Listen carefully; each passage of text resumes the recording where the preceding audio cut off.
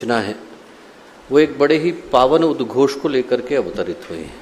ये याद दिलाने के लिए अवतरित हुई हैं कि ये जो मनुष्य का जीवन है इसके अंदर जो शक्ति सन्निहित है उसको प्राप्त करने की सामर्थ्य हम में से प्रत्येक जीवात्मा के भीतर है और उसको जगाने का भाव गायत्री का ये पावन मंत्र हमको प्रदान करता है।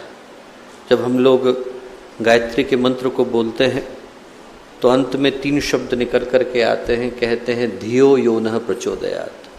वो जो यो शब्द है वो परमात्मा का प्रतीक है। जो प्रचोदयिता है, जो शक्ति को देने वाले हैं, उनसे हम लोग प्रार्थना करते हैं कि हमारे भीतर की उस शक्ति को आप जगाएं जो मनुष्य के जीवन को, महामानव के जीवन में बदल देते हैं। इसीलिए पुराण क्या कहते हैं? पुराण कहते हैं गायत्री वेद जननी, गायत्री लोक पावनी।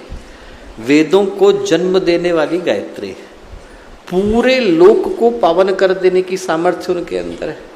ऐसा आप शायद ही किसी मंत्र के विषय में सुने जहां पर यह कहा गया हो कि संपूर्ण लोकों को पावन कर देने की सामर्थ्य एक मंत्र के अंदर सन्निहित। गायत्री वेद जननी, गायत्री लोक पावनी। न गायत्री समम मंत्र, गायत्री के समान दूसरा मंत्र नहीं है। इति विज्ञानम उच्यते। सारे के सारे विज्ञान मिलकर, सारे के सारे ज्ञान मिलकर एक ही सत्य का, शाश्वत सत्य का उद्घोष करते हैं कि जितनी शक्ति, जितनी सामर्थ्य, जितनी संपदा, जितनी संपत्ति गायत्री के मंत्र के अंदर सुरक्षित है, सन्निहित है, समाहित है, उतनी किसी अन्य मंत्र के अंदर नहीं। और इसीलिए यदि हम लोग ध्यान से देखें तो यह अकेला मंत्र है पूरी की पूरी मंत्र साहित्य के अंदर, मंत्र संपदा के अंदर अकेला मंत्र गायत्री का मंत्र है जिसमें 24 के 24 अक्षरों के 24 के 24 ऋषि। तत्मंत्र वशिष्ठ ऋषि ने दिया, उनके जीवन की केंद्रीय खोज का आधार तत् रहा। स भारद्वाज से निकल करके आया, वी गर्ग ऋषि से निकल करके आया। जब आप सारे के सारे ऋषियों को देखें तो भृगु को भी पाएंगे, शांडिल्य को भी पाएंगे, लोहित को भी पाएंगे, कौशिक को भी पाएंगे, अथर्वण को भी पाएंगे।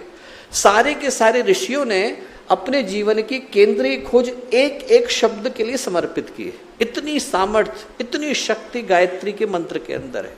हर शब्द का, हर अक्षर का अपना अपना देवता है। तत् के अग्नि देवता है, स के प्रजापति हैं, और फिर बढ़ते चले जाते हैं। फिर उनकी देवियां आ जाती हैं, अग्नि श्रद्धा आ जाती हैं, विष्णु श्रद्धा आ जाती हैं, प्रहलादिनी आ जाती हैं, उनकी अपनी देवियां हैं।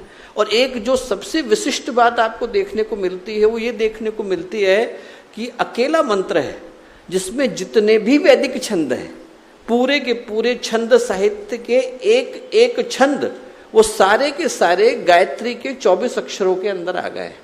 तत् गायत्री छंद से निकला, स त्रिष्टुप छंद से निकला, वी उष्णिक छंद से निकला, और इसी तरह से बृहति आ गए, अदिति आ गए, जगति आ गए। उसके अंदर सारे के सारे छंद समाहित हो गए। जितनी भी भारतीय ज्ञान परंपरा, भारतीय अध्यात्म परंपरा, भारतीय वैदिक साहित्य का सार हो सकता है, मेरुदंड हो सकता है, उसका आधार हो सकता है, वो गायत्री मंत्र के अंदर आ गया है।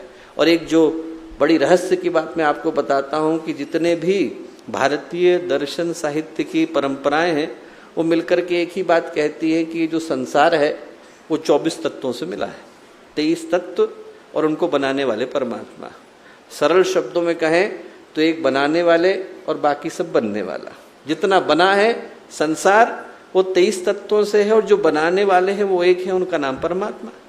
वो 23 के 23 तत्व जिसमें पंच महाभूत हैं, पंच तन्मात्रा हैं, जिसमें पंच ज्ञानेंद्रिय हैं और पंच कर्मेंद्रिय हैं, मन बुद्धि चित्त और अहंकार है, अंतःकरण है, और उसके ऊपर बैठे हैं परमात्मा। वो सारे के सारे 24 मिलकर के गायत्री के 24 अक्षर बन गए। जितना भी आप देख पाते हैं, जितना दिखाई पड़ता है, जितना नहीं दिखाई पड़ता है, वो सारा का सारा आकर के गायत्री के मंत्र के अंदर समाहित हो गया है। इसीलिए गायत्री का मंत्र वो मंत्र है जो व्यक्ति को बुद्धि देता है, विवेकशीलता देता है, दूरदर्शिता देता है, समझ देता है, समझदारी देता है, चलना कहाँ है, करना क्या है, मुझे ये तो पता हो कि जीवन की दिशा क्या होनी चाहिए। वो देने की सामर्थ्य जिस मंत्र के अंदर है उसको हम लोग गायत्री का मंत्र कह करके पुकारते हैं। अगर आपको हमारी यह वीडियो पसंद आई हो तो इसको लाइक करें, कमेंट और शेयर जरूर करें। साथ ही हमारे YouTube चैनल ऋषि चिंतन को सब्सक्राइब कर बेल आइकन भी दबाएं ताकि आपको आने वाले वीडियोस की नोटिफिकेशंस मिलती रहें। धन्यवाद।